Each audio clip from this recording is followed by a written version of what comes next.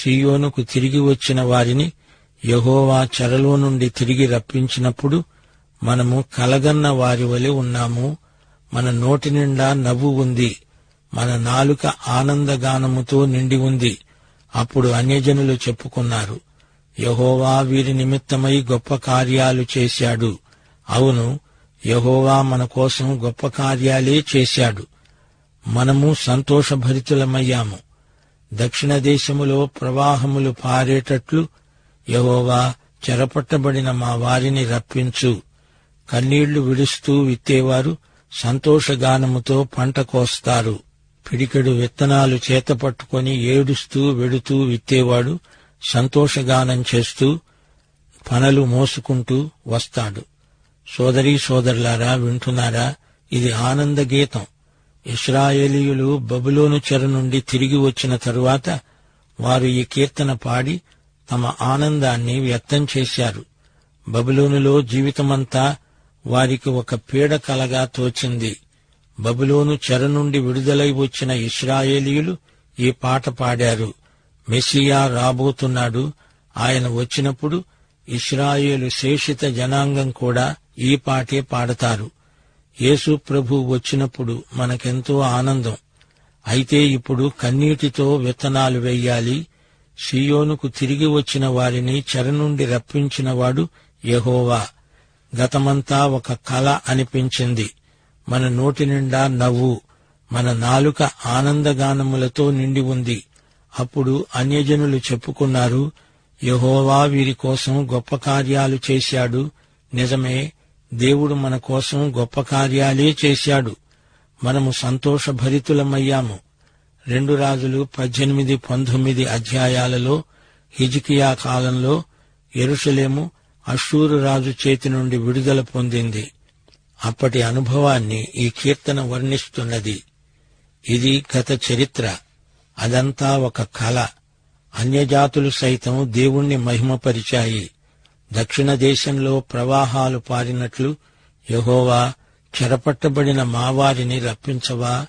రాజకీయంగా ఇశ్రాయేలుకు విడుదల కలిగింది. అంతేకాదు, దేవుడు వారికి గొప్ప ఆధ్యాత్మిక అనుభవం కలిగించాడు. దక్షిణాన అరణ్యం ఉంది, అక్కడ ప్రవాహాలు పారుతున్నాయి.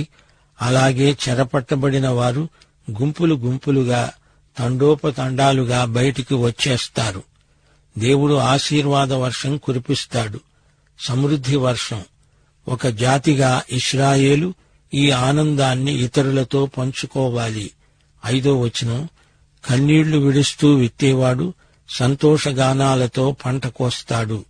పిడికెడు విత్తనాలు చేతపట్టుకొని ఏడుస్తూ పోతూ విత్తేవాడు సంతోషగానాలతో పనలు మోసుకొని వస్తాడు. మొదట పొలం దున్నాలి, విత్తనాలు వెయ్యాలి, తరువాత పంట కొయ్యాలి. లూకాసు వార్త 9వ అధ్యాయం 6వ వచనం అంటోంది, నాగటి మీద చెయ్యి పెట్టి వెనుక తట్టు చూచేవాడు ఎవడూ దేవుని రాజ్యానికి పాత్రుడు కాడు. సోదరుడా, సోదరి, నీవిప్పుడు కన్నీటితో విత్తాలి. ఒకానొక రోజున సంతోషగానాలతో పంట కోస్తావు, పనలు మోసుకొని వస్తావు. ఆధ్యాత్మిక రైతులారా, కర్షకులారా, వింటున్నారా? వెళ్ళండి, కన్నీరు కార్చండి, విత్తనాలు చల్లండి. రేపు పనలు కోస్తూ ఆనందిస్తారు. ఈ కీర్తన కర్షకుని ఆనంద గీతం. హిజ్కియా రాజు కాలంలో యెరూషలేము నగరం అష్షూరు వారి చేతి నుండి విడిపించబడిన నేపథ్యంలో ఈ పాట పాడుతూ వారు తమ ఉత్సాహాన్ని వ్యక్తం చేశారు. ఇదంతా త్రుటిలో జరిగిపోయింది. ఇదేమిటి కళ అనిపించింది. అన్యజాతులు కూడా యెహోవా మహిమను గుర్తించారు. దేవుని గొప్పతనాన్ని, ఆయన చేసిన గొప్ప కార్యాలలో వారు గుర్తించారు. దేవుణ్ణి కీర్తించారు. చెర నుండి విడుదల ఆరంభం మాత్రమే. దేవుడు ఇంకా ఎన్నెన్నో గొప్ప కార్యాలు వారి పట్ల చేయ తలపెట్టాడు. మనల్ని ఆయన ఆశీర్వాద నదుల్లాగా చేస్తాడు. ఎడారిలో జలప్రవాహం ఉప్పెనలాగా ప్రవహిస్తుంది. ఆశీర్వాదపు జలధారలను నీవు, నేను ఇతరులతో పంచుకుంటాము. నీవు విత్తనాలు చల్లుతావా? పొలం దున్నుతావా? పనలు మోసుకొని వస్తావా? కన్నీరు కారుస్తున్నావా?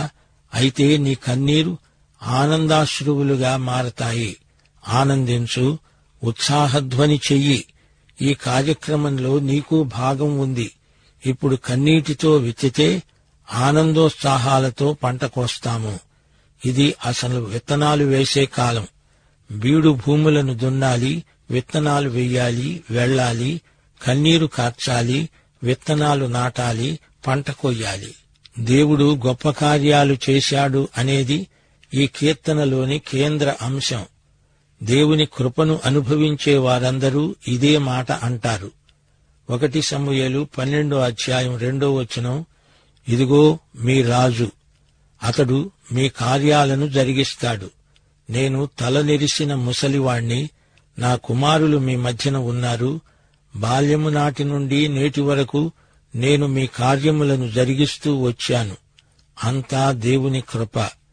2 సమూయేలు 7:21, 23 దావీదు అన్నాడు, దేవా, నీ వాక్కును బట్టి నీ ఇష్టానుసారముగా ఈ ఘనకార్యములను జరిగించి నీ దాసుడనైన నాకు దీనిని తెలియచేశావు. కాబట్టి దేవా, యెహోవా, నీవు అత్యంతమైన ఘనత గలవాడవు. నీ వంటి దేవుడు ఒక్కడూ లేడు. నీకు జనులవడానికి వారిని నీవు విమోచించేటట్లు, నీకు ఖ్యాతి కలిగేటట్లు నీ జనులను బట్టి నీ దేశమునకు భీకరమైన మహాకార్యములు చేసేటట్లు దేవుడవైన నీవు ఈజిప్టు దేశములో నుండి, ఆ జనుల వశములో నుండి, వారి దేవతల వశములో నుండి నీవు విమోచించిన ఇశ్రాయేలీయులను బట్టి నీ జనుల వంటి జనము లోకమందు మరి ఎక్కడ ఉన్నది? లూకాసు వార్త 1:49 మరియ ఇదే అంశాన్ని పాడింది. సర్వశక్తిమంతుడు నాకు గొప్ప కార్యములు చేశాడు గనుక ఇది మొదలుకొని అన్ని తరాల వారు నన్ను ధన్యురాలు అంటారు. లూకాసు వార్త 8:39 ఏమి జరిగింది? దయ్యాల బారి నుండి విడుదల పొందిన వానితో యేసు అన్నాడు, నీవు నీ ఇంటికి తిరిగి వెళ్లి దేవుడు నీకు ఎలాంటి గొప్ప కార్యాలు చేశాడో తెలియచెయ్యి అని చెప్పి వాణ్ణి పంపివేశాడు. ఈ 126 కీర్తన కూడా ఇదే మాట అంటోంది. యెహోవా మన కోసము గొప్ప కార్యములు చేసి ఉన్నాడు. ప్రియ శ్రోతలు, ఇప్పుడు మనం 127 కీర్తనలోకి వచ్చేశాము. యెహోవా ఇల్లు కట్టించని ఎడల దానిని కట్టేవారి ప్రయాసము వ్యర్థమే. యెహోవా ఇంటిని కట్టించకపోతే కట్టేవారి కృషి అంతా వృధా. యెహోవా పట్టణాన్ని కాపాడని ఎడల దానికి కావలి కాచేవారు మేలుకొని ఉండడము వ్యర్థమే. యెహోవా పట్టణాన్ని కాపాడకపోతే కావలివారు మేల్కొని ఉండడము వృధా. మీరు వేకువనే లేచి చాలా రాత్రి అయిన తరువాత పండుకుంటూ కష్టార్జితమైన ఆహారము తింటూ ఉండడము వ్యర్థమే. మీరు పొద్దున్నే లేస్తారు, ఎంతో రాత్రి గతించే వరకు మేలుకొని ఉంటారు, కష్టించి సంపాదించుకున్న ఆహారం తింటారు గాని అదంతా వ్యర్థమే. తన ప్రియులు నిద్రిస్తూ ఉండగా ఆయన వారికిస్తున్నాడు. ఆయన తన ప్రియులకు నిద్ర అనుగ్రహిస్తాడు. వారు నిద్రిస్తూ ఉండగా వారి అభీష్టం తీరుస్తాడు. కుమారులు యెహోవా అనుగ్రహించే స్వాస్థ్యం, పిల్లలు యెహోవా ప్రసాదించే వారసత్వం. గర్భఫలము ఆయన ఇచ్చే బహుమానమే. సంతానం యెహోవా ఇచ్చే బహుమానం. యువదశలో పుట్టిన కుమారులు బలవంతుని చేతిలోని బాణాల వంటివారు. యువకులకు పుట్టిన పిల్లలు బలవంతుడి చేతిలోని బాణాలు. వారితో తన అంబుల పొది నింపుకున్నవాడు ధన్యుడు. తమ సంతానం అంబుల పొది నిండా బాణాలైతే అతడు ధన్యజీవి. అటివారు సిగ్గుపడక గుమ్మములో తమ విరోధులతో వాదిస్తారు. గుమ్మం దగ్గర విరోధులతో వాదించేటప్పుడు వారికి అవమానం కలగదు. శ్రోతలు విన్నారా? 127 కీర్తన విశ్వాసుల కుటుంబమందలి దీవెనలను మనకు ఎత్తి చూపుతున్నది. దేవుడు లేకుండా ఎవరూ కట్టలేరు, నిర్మించలేరు. ఒకవేళ కట్టినా అది వ్యర్థమే. ఇది యాత్ర కీర్తన. యాత్రిక కీర్తనల్లో ఇది శిఖరం లాంటిది. ఇది మనల్ని పరలోకానికి తీసుకువెడుతుంది. ఈ కీర్తనలో కూడా యేసు ప్రత్యక్షము సాక్షాత్కారము ఉన్నాయి. దేవుడు లేని సేవ, దేవుడు లేని కృషి అంతా వ్యర్థమే. దేవుడు ఆశీర్వదించకపోతే నీవు ఎంత పనిచేసినా అదంతా వృథా ప్రయాస. కొండమీది ప్రసంగంలో యేసు ప్రభు మత్తయి సువార్త 6వ అధ్యాయం 31 నుండి 34 వచనం వరకు ఏమన్నాడు? ఏమి తిందాము, ఏమి తాగుదాము, ఏమి ధరించుకుందాము అని చింతించవద్దు. అన్యజనులు వీటన్నిటి విషయమై విచారిస్తారు. ఇవన్నీ మీకు కావాలి అని మీ పరలోక తండ్రికి తెలుసు. కాబట్టి మీరు ఆయన రాజ్యాన్ని, నీతిని మొదట వెదకండి. అప్పుడు అవన్నీ మీకు అనుగ్రహించబడతాయి. రేపటిని గూర్చి చింతించవద్దు. రేపటి దినము దాని సంగతులను గురించి చింతిస్తుంది. ఏనాటి కీడు ఆనాటికి చాలు. శ్రోతలు, ఈ 127వ కీర్తనలో చిన్న పిల్లలను గురించి పేర్కొనబడింది. యాత్రికుడు యెరూషలేముకు ఆరాధన కోసం వెడుతూ తన కుటుంబాన్ని వెంటబెట్టుకుని పోతాడు. ఇప్పుడు యాత్రికుడు, అతని భార్య, అతని పిల్లలు అందరూ యెరూషలేములో ఉన్నారు. కుటుంబము ఒక అంబుల పొది లాంటిది. దాని నిండా బాణాలుండాలి. పిల్లలే కుటుంబానికి గొప్ప ఆశీర్వాదం. ఈ కుటుంబం పక్షాన పిల్లలు నిలుస్తారు. ఇదొక ఆదర్శ కుటుంబం. వివరాలు: యెహోవా ఇల్లు కట్టించేవాడు, ఆయనే కట్టేవాడు కూడా. మనం ఆయనతో సహనిర్మాతలం. ఆయన కట్టిస్తూ ఉండగా నీవు ఆయనతో కలిసి కడుతూ ఉంటావు. ఈ నిర్మాణంలో నీవు ఆయన జతపనివాడివి. నీవే సొంతగా కట్టావే అనుకో, నీ పనంతా వృధా వృధా. అలాగే యెహోవా పట్టణాన్ని కాపాడతాడు. నీ కుటుంబం ఒక పట్టణం లాంటిది. నీవు ఆయన కలిసి కాపాడతారు. నీ ఒక్కడివే కాపాడతాను అనుకుంటే నీవెంత మేలుకొని ఉన్నా, ఎంత కావలి కాచినా అంతా వ్యర్థం, వృధా, నిష్ప్రయోజనం. పొద్దున్నే నిద్రలేస్తావు, చాలా రాత్రి అయిన తరువాత గాని పడుకోవు. కష్టపడి అన్నం సంపాదించుకుంటావు, తింటావు. ఇదంతా యెహోవా నీతో లేకపోతే వృధా ప్రయాస. ఆదాము నిద్రపోతూ ఉండగా దేవుడు అతడికి భార్యను తెచ్చి ఇవ్వలేదా? ప్రియశ్రోతలు, కుటుంబ జీవితంలో దేవుణ్ణి మనమెన్నడూ మరచిపోకూడదు. యోహాను సువార్త 15వ అధ్యాయం 5వ వచనంలో ప్రభువు అన్నాడు, నాకు వేరుగా ఉండి మీరేమీ చెయ్యలేరు. యెహోవా కట్టించకపోతే మీరు కట్టలేరు. నీ పని, నీ నేర్పు, నీ పరిశ్రమ, వీటన్నిటిలో యేసు ప్రభువు నీతో ఉండాలి. ఆయన లేకుండా నీవు రాత్రంతా మేలుకొని ఎంత పని చేసినా నిష్ప్రయోజనమే. దేవుని తోడ్పాటు మనకు కావాలి.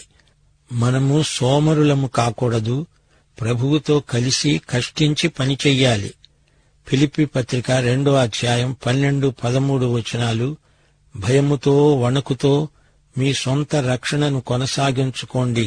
ఎందుకనగా మీరు ఇచ్చయించడానికి, కార్యసిద్ధి కలుగ చేసుకోవడానికి, తన దయాసంకల్పము నెరవేరడానికి మీలో కార్యసిద్ధి కలుగ చేసేవాడు దేవుడే. ఆయన లేనిది కార్యసిద్ధి కలగదు. కుమారులు యెహోవా అనుగ్రహించే స్వాస్థ్యం, గర్భఫలం ఆయన ఇచ్చే బహుమానం. యువదశలో, యవ్వన కాలంలో పుట్టిన కుమారులు బలవంతుని చేతిలోని బాణాల వంటివారు. కుటుంబమనే అంబుల పొదిలో అంబుల పొది నిండా అంబులు ఉండాలి. అలాంటి గృహస్థుడు, గృహిణి ధన్యులు. అటివారు సిగ్గుపడాల్సిన పని లేదు. వారికెన్నటికీ అవమానం కలగదు. వారు తమ ఇంటి గుమ్మముల దగ్గర తమ విరోధులతో వాదిస్తారు. ప్రియ శ్రోతలు, మీరు ఎట్టి పరిస్థితిలోనూ కుటుంబాన్ని నిర్లక్ష్యం చేయకూడదని ఈ కీర్తన మనకు నేర్పుతోంది. ఈ పాఠం నేర్చుకుని ఆచరణలో పెట్టగలవారు ధన్యజీవులు. మంచి ఇల్లు కట్టుకున్నారు, అందాల మేడ నిర్మించుకున్నారు, పెద్ద ఉద్యోగం చేస్తున్నారు, ఆదాయం బాగా ఉంది. అయితే మీ కుటుంబ సభ్యుల మాటేమిటి? క్రైస్తవ కుటుంబంలో ఉండవలసిన ఆత్మానందం లేకపోతే అన్నీ ఉండి అధోగతి పాలు కావలసి వస్తుంది. పిల్లలు కుటుంబానికి దేవుడిచ్చిన బహుమానం. పిల్లలే కుటుంబానికి స్వాస్థ్యం, పిత్రార్జితం. పిల్లలను బహు జాగ్రత్తగా పెంచాలి, వారిని కాపాడాలి. వారే కుటుంబం పంట. మంచి పంట పండాలి. ఆధ్యాత్మిక యుద్ధంలో మన ధనుర్విద్య విజయం మన పిల్లల మీదనే ఆధారపడి ఉంది. అంబుల పొదిలోని బాణాలను గురిచూచి ప్రయోగించాలి. పిల్లలను లక్ష్యశుద్ధితో పెంచాలి. బాణాలు పదునుగా ఉండాలి, గట్టివై ఉండాలి, పెళుసుగా ఉండకూడదు. శత్రువును జయించడానికి బాణాలు మన చేతికి అందుబాటులో ఉండాలి. అందుకే మంచి యువదశలో పిల్లలను కనాలి. గృహాలను నిర్మించండి. ఇంటి కట్టడాలు కాదు, గృహం ఇంటిని మించింది. వర్తమాన కాలానికే కాదు, సుదూర భవిష్యత్తును దృష్టిలో ఉంచుకొని పిల్లలను పెంచాలి. శ్రోతలు వింటున్నారా? దేవుని ఆలయాన్ని నిర్మించిన సొలొమోనే ఈ కీర్తన రాయటం విశేషం. దేవునితో పని లేకుండా మనుషులు పడే పాట్లు ఎంత నిరుపయోగమో ఈ కీర్తన చూపుతోంది. మనం ఒళ్ళు వంచి శ్రద్ధగా పనిచెయ్యాలి. మన పని ఫలభరితంగా చేసేది దేవుడే. దేవుడంటే లక్ష్యం లేనివారు బ్రహ్మాండమైన భవంతులు, అంతులేని సిరి సంపదలు సంపాదించుకోవచ్చు గాని దేవుడు లేకపోతే అదంతా ఒట్టిదైపోతుంది. ప్రసంగి అంతా వ్యర్థమే అంటున్నాడు. మన పని అంతటిలో ఆయన మీదే నమ్మకం పెట్టుకొని ఆయనతో కలిసి సునాయాసంగా పనిచెయ్యాలి. అంతేకాని నరాలు తెంచుకొని పనిచెయ్యాల్సిన అవసరం లేదు. విశ్రాంతిగా సేదతీరి ఆయనతో జతపనివారమై సేవ చెయ్యాలి. ఆయనపై ఆధారపడి ప్రేమ సంబంధాన్ని నిర్వహించుకోగలిగితే ఆయన మనకు ఆరోగ్యవంతమైన శాంతిని, విశ్రాంతిని ఇస్తాడు. ఇది నిజం. పాత నిబంధన వ్యవస్థలో ఒక వ్యక్తికి సంతానం లేకపోతే అతని వారసత్వం ఇతరులకు స్వాధీనమవుతుంది. మరో మాట, బాణాలు యుద్ధాన్ని, శత్రువుల బారి నుంచి సంరక్షణను సూచిస్తాయి. సంతానము గలవారికి తమ ఆస్తిని, హక్కులను కాపాడుకునేందుకు సంతానమే అండదండ. కొత్త నిబంధన విశ్వాసులకైతే పరలోకంలో వారి కోసం నిత్య స్వాస్థ్యం భద్రం చేయబడి ఉంది. మన పిల్లలు ప్రభువు చేతిలో బాణాలై ఆధ్యాత్మిక పోరాటంలో విజేతలు కావాలని మన ఆకాంక్ష. శ్రోతలు, ఈ కీర్తనలో కుటుంబీకులకు 2 హెచ్చరికలున్నాయి. 1, ప్రభువును మరచిపోవద్దు. 2, కుటుంబాన్ని నిర్లక్ష్యం చేయవద్దు. యేసు లేకుండా కలిగి ఉన్నదేదీ కలుగలేదు. యేసుకు వేరై ఉండి మనమేమీ చెయ్యలేము. ప్రియ శ్రోత, పని చెయ్యి. నీ పని యేసు చేయించిన పని అయి ఉండాలి. యేసు నీలో, నాలో ఉండి మనలో, మన ద్వారా పనిచేస్తాడు. క్రైస్తవ గృహానికి అలంకారం క్రమబద్ధమైన బ్రతుకు. గృహానికి ఆశీర్వాదం తృప్తి. గృహానికి కీర్తి ఆతిథ్యం. గృహానికి కిరీటం దైవభక్తి. దేవుడు యేసుక్రీస్తు ద్వారా తన దృష్టికి అనుకూలమైన దానిని మనలో జరిగిస్తూ ప్రతి మంచి విషయంలో తన చిత్త ప్రకారము చేయడానికి మిమ్మును సిద్ధపరచునుగాక. యేసుక్రీస్తుకు యుగయుగములకు మహిమ కలుగునుగాక. ఆమేన్.